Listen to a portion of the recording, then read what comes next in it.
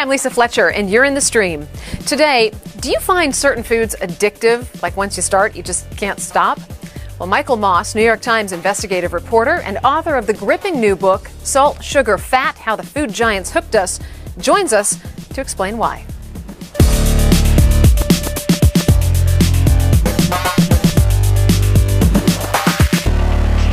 Our digital producer, Malika Bilal, is here looking out for all your live feedback. All right, Malika, I think all of us have experienced this at least once. You open the bag of chips, you intend to eat a few, and then the next thing you know, the bag is empty. Once, twice, more than a few times. It's definitely happened to me.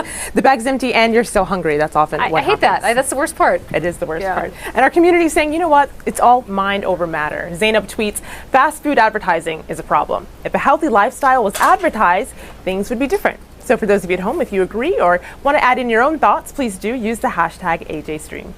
All right, as promised, New York Times award-winning reporter Michael Moss is joining us live from New York. In 2010, he won the Pulitzer Prize for his investigation of contaminated meat. His latest work is his recently published book, Salt, Sugar, Fat, How the Food Giants Hooked Us, where he exposes American food industry tactics that encourage obesity. Michael, welcome to the stream. We're really looking forward to this discussion. Nice to be with you. And with us in studio is Joe Gonzalez, a dietitian and nutrition expert at the Physicians Committee for Responsible Medicine. Joe, thanks for being here. Thanks for having me. We'd also like to welcome our Google Plus Hangout panel. They're going to be posing questions and comments to our guests today in just a moment. Of course, you can do the same in future Hangouts.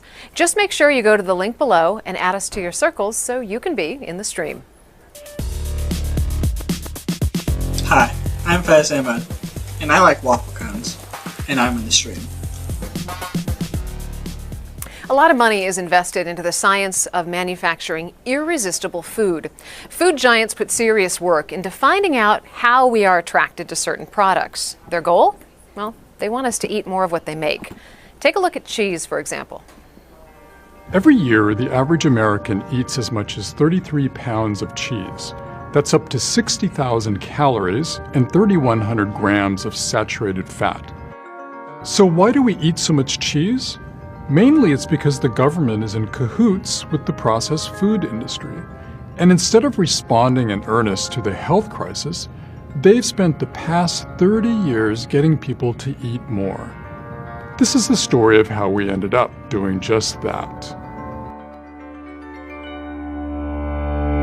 So for decades, large food companies have known that consuming large amounts of salt, sugar, and fat is bad for our health. Yet they've turned to these ingredients to make their products impossible to resist. Through sophisticated science, companies are finding what's called the optimal bliss point of sugary and salty snacks, or the mouthfeel of fat, to keep us hooked. The result?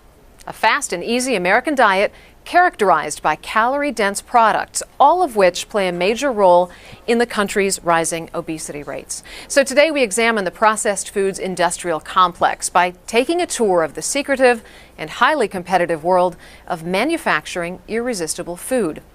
Michael, your book is an incredible work of investigative journalism. Basically, you leveraged a massive amount of internal food industry documents that you obtained to get insiders to talk to you. Talk about what you discovered in terms of how the food giants calculate every move to create essentially addiction to their products and increase their profits. Well, yes. I mean, the records basically allowed me to put the readers at the table inside these companies as they're planning, plotting, and formulating their way to creating new products. And really the driving force in that is not to make us just like their products, but to make us want more and more. And with those documents in hand, I was able to get some of the leading, most important scientists and marketing people within these companies to open up and tell me more secrets. So for example, I spent time with a legend in the industry named Howard Moskowitz, who has invented some of the greatest icons in the grocery store that we're now eating. He walked me through his recent invention, he calls it engineering, of a new flavor of soda for Dr. Pepper to arrive at the perfect optimum amount of sweetness. He started with 61 different formulas, each slightly varying from the next one, subjected those to some 3,000 consumer taste tests,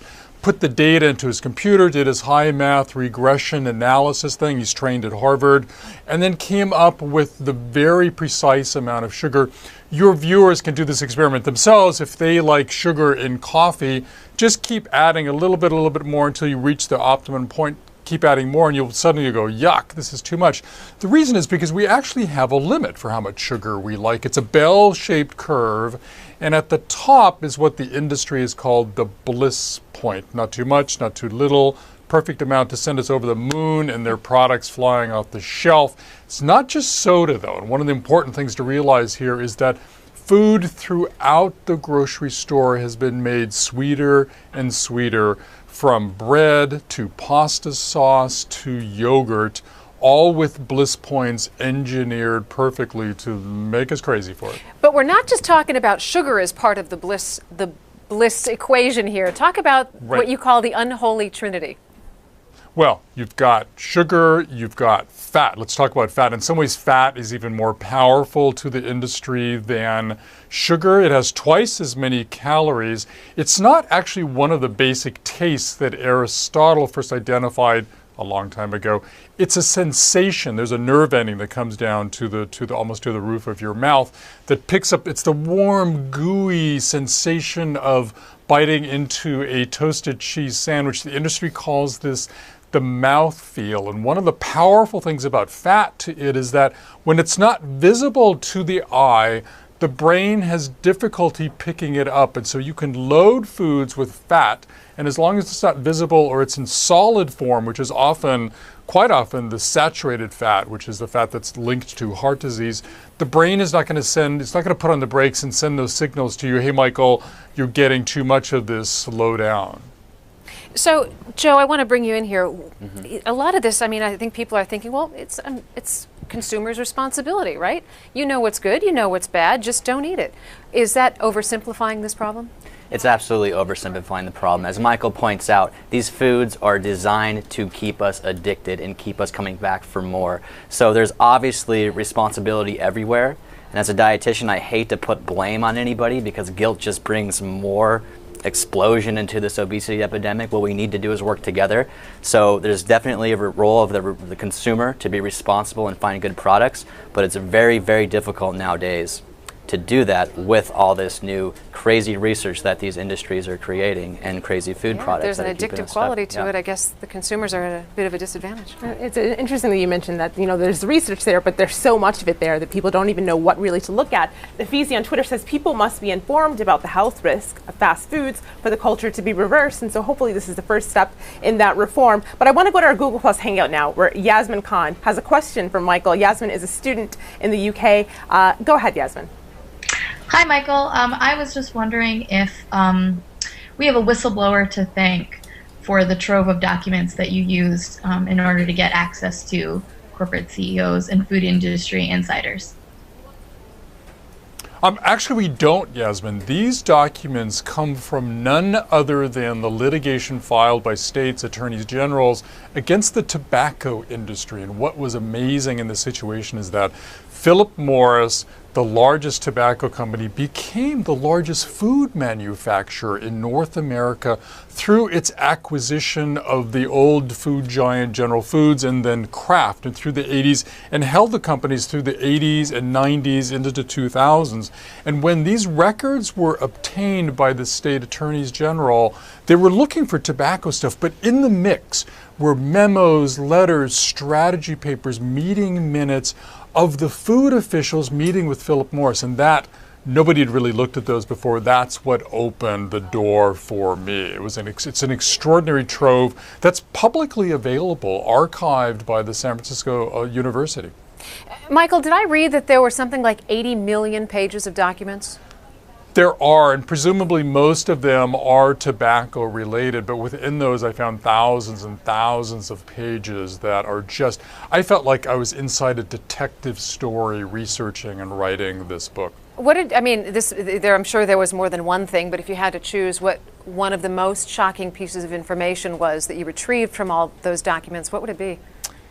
I loved how one of the most important things, what it disclosed to me, this amazing meeting that happened in 1999, the CEOs of some of the largest food companies in the country got together privately at the old Pillsbury headquarters in Minneapolis to consider the emerging obesity crisis. This is back in 99 when it was much smaller than it is now. And nobody but one of their own gets up before them, a gentleman named Michael Mudd, a senior executive at Kraft. He's armed with 114 slides, and he step by step lays the obesity crisis at their feet, holding them accountable and saying, look, we're even losing our friends in the U.S. Department of Agriculture, and it's just a matter of time before the attorneys who went after big tobacco come after us. And he pleads with them to collectively start doing the right thing, to turn a corner on behalf of consumers. It's an extraordinary moment in time. And you mentioned that, well, we know from reading the book that he gets pushed back and nothing ever happens. But what did you come across in terms of people within the industry, insiders who have maybe pushed back, you know, seeing the research, seeing the data and saying, look, guys, we've got some culpability here. What happens to those folks? Yeah, I was really struck by how many senior officials I met who have left the industry, or in some cases they're still there, who have regret over what they did. I mean, in some cases, look, they invented these projects, engineered them in a more innocent era, the 70s, when our dependence on some of these foods wasn't as deep as it is today. They were seen more as a snack item. Today, and within their companies, in any number of companies, there have been cobbles of insiders who have tried to turn things around. Kraft, hats off to them. 2003, they launched an anti-obesity effort. They cut back on their marketing of sweet, the most sugary foods to children. They look at the packaging disclosures and decide they can be more forthright and honest with officials by actually disclosing how much is in the entire package, not just a tiny serving, knowing that so many people will eat the whole package. And then they do the most amazing thing, which is they tell their scientists, look, we're going to put limits on the amount of salt, sugar, fat, calories you can put into your new products, just on the chance that we are even subliminally encouraging people to eat too much. The problem is that anytime one of these companies tries to go out on their own to do the right thing, there is Wall Street breathing down their necks. There's fierce competition. The other companies will step in to try to grab that space on the grocery shelf. Wall Street, if you're sales flag, they will cough and you will have to reverse course. And this has happened time and time again. Well, it's that competition that one of our guests in our hangout, Sarah Davis, writes about in her blog, Scenes of Eating. And Sarah, one of the things that I picked up from your blog in your reading of Michael Moss's book was questioning the word addictive. We've talked about the bliss point, but you want to know whether or not necessarily that means this food is addictive. Safia tweets in response to a line in your blog post. She says, using the word addiction seems to reduce personal responsibility and implies lack of control over choice. Sarah, I'd like your thoughts on all of that. Right. Well, I should say, first of all, I really enjoyed Michael's research. I thought it was very well written and very thorough. But for me, the most compelling parts of it were the stories about the many reasons why people would choose to buy junk food, convenience foods, highly processed foods. For example, the Lunchables just flying off the shelves because of parents not having time to prepare food and children wanting to have a little bit more autonomy in their lunchtime choices. So, Michael, my question for you is whether your research gave you any insight into this niche marketing, how food advocates might use those same channels to make nutritious food just as affordable and accessible as the junk food is. One of my favorite characters in the book is the former president of Coca-Cola for North America, Latin America. He was one of their fiercest warriors for 20 years.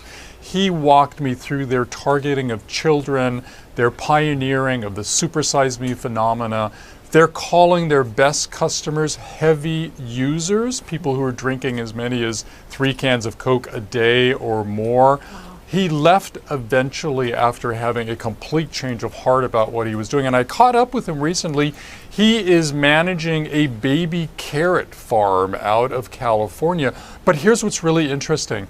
His strategy is to steal a page from the marketing playbook of the snack food industry and try to use the powerful tools that they use to market ultra-processed foods to market baby carrots. And that's such a fascinating concept because, as Joe mentioned before, the dairy industry doesn't just have a little more money for marketing, they have a ton more marketing.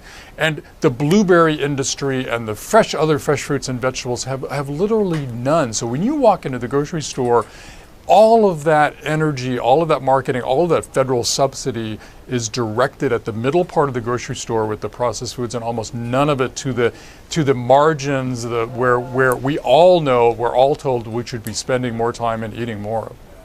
Jay, you want to jump in here? Yeah, that's a great point, Michael. And here in America, we subsidize the most unhealthful foods that are not meant to be in the body, and a lot of it is these highly processed foods full of sugar, salt, and fat, and a lot deals with what I mentioned, dairy products and cheese. The amount of cheese that we eat in this country is ridiculous, and the amount of meat, especially processed meat, which, by the way, is linked to colorectal cancer, diabetes, heart disease, and everything under the sun that we suffer from here in our country and now others. So what we definitely need is more focus on kind of leveling the playing field with our subsidies, maybe even stopping subsidies altogether, but more so leveling that playing field so that the foods that are most healthful, like the fruits and vegetables, can actually have a voice in this. And it's interesting because in the United States, we have dietary guidelines for Americans. They come out every 5 years. In these guidelines, they say eat more fruits, eat more vegetables, cut down on saturated fats and solid fats, which are found in mostly animal products. But we're not doing anything to educate the public about this. We're saying to eat these foods, but we don't give them the education on why to do it. So the science is not matching up with the nutritional recommendations that we have here in the States. So, Michael, you know, the U.S. government, as you and Joe have both talked about, has played an enormous role in subsidizing and promoting the dairy industry and the meat industry. Who's going to advocate for consumers? I mean, most consumers think they can depend on government. Clearly, I mean, in the piece we showed from you at the beginning of the show, government, in your words, is in cahoots with industry. What are consumers to do? There are some terrific consumer advocacy groups out there. I think to some extent, if there's going to be pressure on the government to actually step in and do some meaningful intervention, it may come from those. But I think it's going to have to come from consumers too. I think people are going to have to get louder about their growing concern about what we put in our bodies, and act on those concerns with what they buy in the grocery stores. And the companies will get the message. They are so sensitive to sales that if sales go down just a bit on the most highly problematic foods, they will notice that and put more effort into creating truly healthful products. But how about, let's look at Lunchables, because you talk about that a lot in the book. I mean, they were so heavily marketed and continue to be. Yeah, and again, I mean, I think Jeffrey Dunn from Coca-Cola has the right notion. If advocates of fresh fruits and vegetables can come up with some of the marketing strategy that is used on the processed foods, and the question is who's going to pay for that? But there you could see some meaningful government intervention. Then you're going to see the playing field leveled, so that we can walk in the store and we're not going to get hit in the pocketbook by trying to shop more healthfully. You know, it's interesting that that's mentioned because when I was younger, I would beg my parents for Lunchables because they were marketed so well. Maybe if carrots had been marketed in that same way, I would have been asking for that. But there are steps that are being taken. Mohammed Hamish says New York ban on supersized cola was a government step for promoting healthy food, and Mrs. Obama, First Lady, has campaigns for healthy foods in schools. So things are happening, but I want to go to our hangout now to speak to Yoni Friedhoff. And Yoni, you have a question, and as you're speaking, I want to pull up your blog. You're the author of the blog Weighty Matters, and you have a post, "What did you expect? Coca-Cola's newest anti-obesity ad blames chairs, not Coke." Yoni, go ahead. Hi, Michael. Thanks so much. I just came back from New Orleans, actually, where I was part of an American Heart Association debate with the former CEO of Health for PepsiCo. And what we were debating was whether or not the food industry was a friend or a foe. And I guess my question is, through your experiences in speaking with the industry players and reading through the documents you read through, do you feel that the food industry could resist using partnerships with health organizations to polish their brands, improve, their image, to stifle legislation that's negative? Can they really play a constructive role? And I guess taking that a bit further, would less horrible products really be something that was useful? Or if we make less horrible products, because people talk about healthier, I think oftentimes they're just less bad, is that getting us out of the woods? Shouldn't we be focusing more on produce and less on products? And can the food industry really partner? I think that's a really good question, and I've been talking to Michael Pollan, for example, just about that very notion. I mean, look, I actually don't see the processed food industry as this evil empire that intentionally set out to get us obese or otherwise ill. And they can also argue that, look, none of our products individually can be blamed for the obesity crisis. The problem lies in their collective zeal to do what companies do, which is to make as much money as possible by selling as much product as possible. And it lies in their incredible dependence on salt, sugar, fat to provide the convenience, the low cost, and the taste of their products. I was most struck by that, how they are hooked on salt, sugar, fat even more than we are. And that's a real question. Can they truly meaningfully dial down or really alter the structure of their foods in a way that will make them meaningfully healthy? Because over the years, they've had a pattern of deny there's a problem, we're responsible for it, delay regulation, and then give in just enough to appease the critics. And you can kind of see that sugar was an issue in the 80s, and then fat in the 90s, and salt became an issue.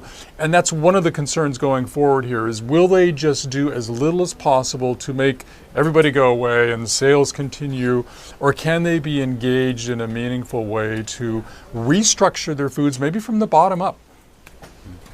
Hemi in our Hangout has a question. Hemi is the CEO of Fooducate out of New York. And that's an app that I downloaded not too long ago, letting us know what's in our foods. We'll talk about that in the post show. But Hemi, go ahead with your question. Hi, thanks for having me here. Is there any reason to be optimistic? I have young kids, and I'd really like for the world to be a healthier place for them to eat in 10, 20 years.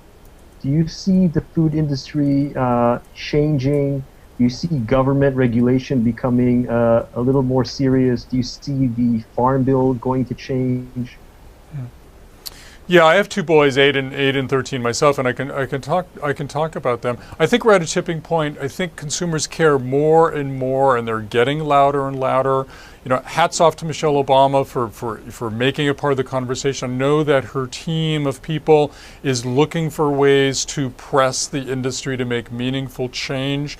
These are companies, they will respond when their profit margins get hammered if people start making other choices. I mean, in the short term, we've begun to engage our two boys because they don't get home economics and food education in the school anymore like they used to. And we're talking to them. So for example, Eve, my wife, the other day said to him, look guys, let's try to limit our cereal to brands that have 5 grams or less sugar per serving. And we go shopping now, it's kind of like an Easter egg hunt for them. They go in and, you know, pick up the box and look at the label and try to find those brands. And sure enough, they typically have to reach low, or I have to reach high to find those brands that have less sugar, because the loaded ones are strategically placed at eye level. But long term, that's certainly the hope, is when you engage kids, they're smart. They don't want to be overweight or otherwise ill, and they get it. And if we can find ways to educate them, that's going to be the long-term solution. Perfect note to end the main portion of our show. Michael Moss, Joseph Gonzalez are going to stick around because we're going to have much more to talk about in our post show, which is coming up on streamed on aljazeera.com. So we're going to see you there in about 15 seconds.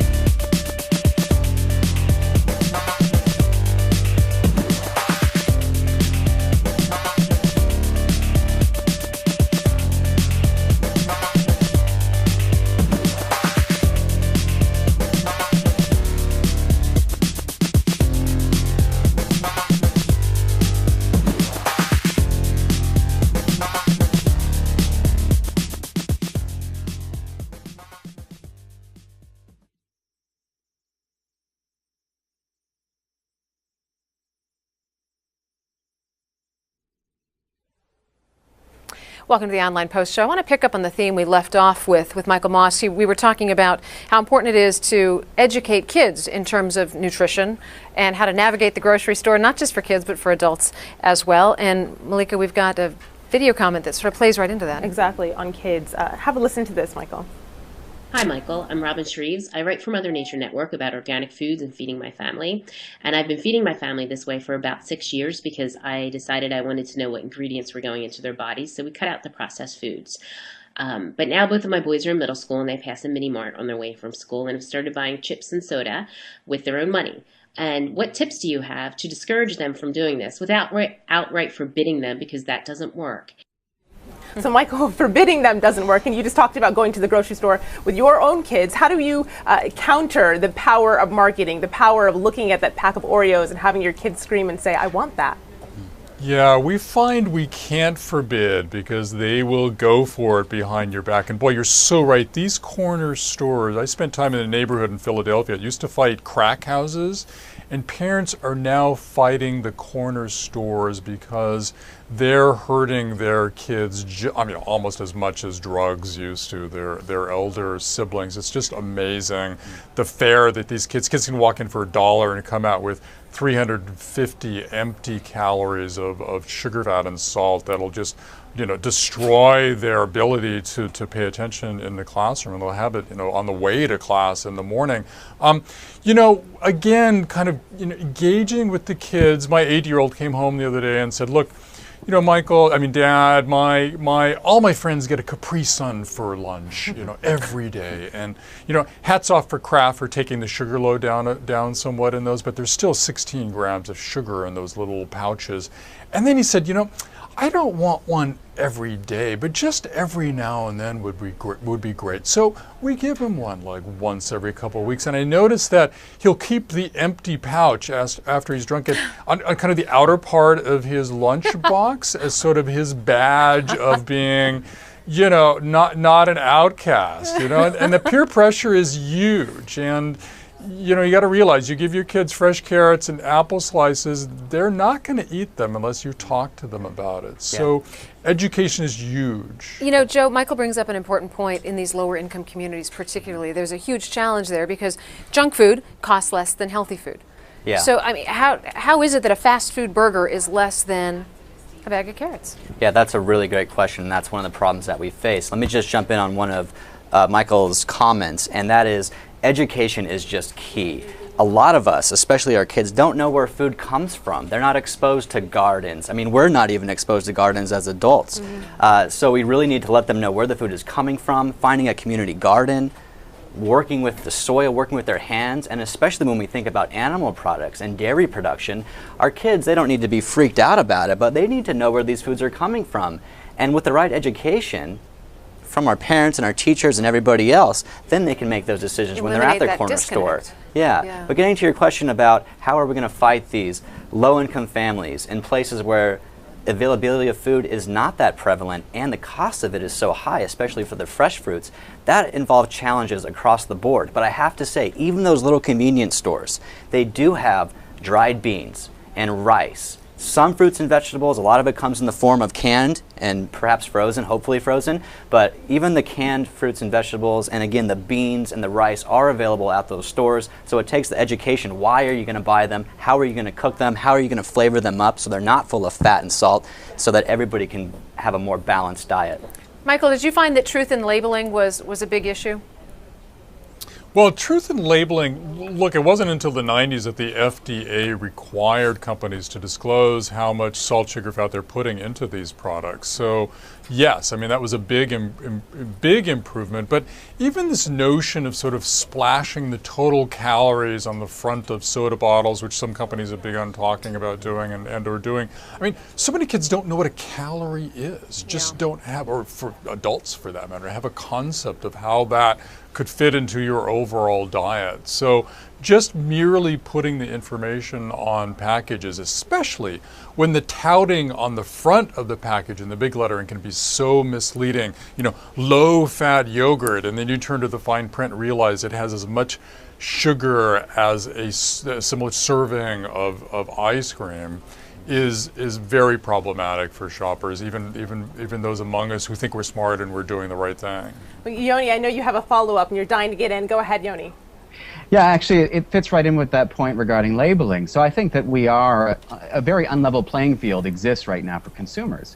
And while I appreciate the role of education, my job is to educate, I do wonder whether if we just talk about education, it would be like talking about a floodplain and only talking about swimming lessons.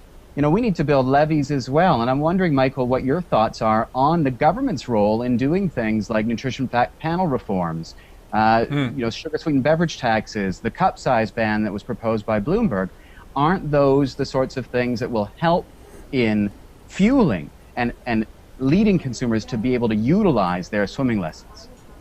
And I'm just struck by how in so many ways the processed food industry, a $1 trillion industry, is more powerful than the agencies that are supposedly there to regulate it and protect us. Look, one of the gaping holes on the nutrition fact box on products is the sugar line. They'll tell you how much sugar is in there, but they won't tell you how much was natural, how much was added, and they also won't give you a recommended daily maximum for sugar. Total guesswork on your part. That's a huge hole in the disclosure that's there right now. And absolutely, every time federal agencies or the mayor of New York take some action or talk about taking some action, the industry is there pushing back really, really hard. And again, I can't help but think it's going to, government officials are incredibly risk averse. They're not going to do anything unless they're forced to. And the only thing in this equation that's going to force them to is consumers and consumer advocates. Well, Joe, it's interesting that he just said that the government's not going to do anything unless they're forced. Recently, and we have a web exclusive on our website, stream.aljazeera.com, about this anger over the Monsanto Protection Act. The bill protecting genetically modified food has slipped under the radar. It was just passed by Barack Obama. He signed it into law. There's anger about these genetically modified foods. And then we see this tweet from Abasa who says, if with GMOs there's 1 billion people underfed, what would be the case if GMOs were thrown away? So even we have these, genetically modified foods. Sure. We have overweight people in the US. We have people starving all around the world. What would be the case if we didn't have them?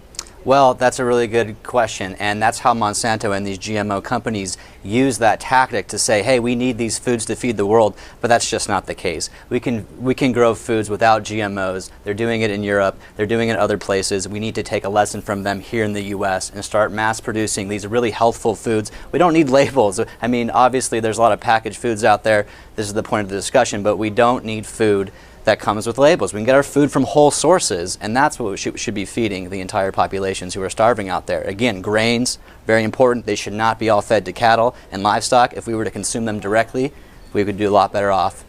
And if it does have a label, we should have the right to know what's in it. Precisely. Yes, of course. Right. I want to go to Hemi now. Seems like such a no-brainer, right? It does seem like a no-brainer. We teased this in the main show, Hemi, your app, Fugicate.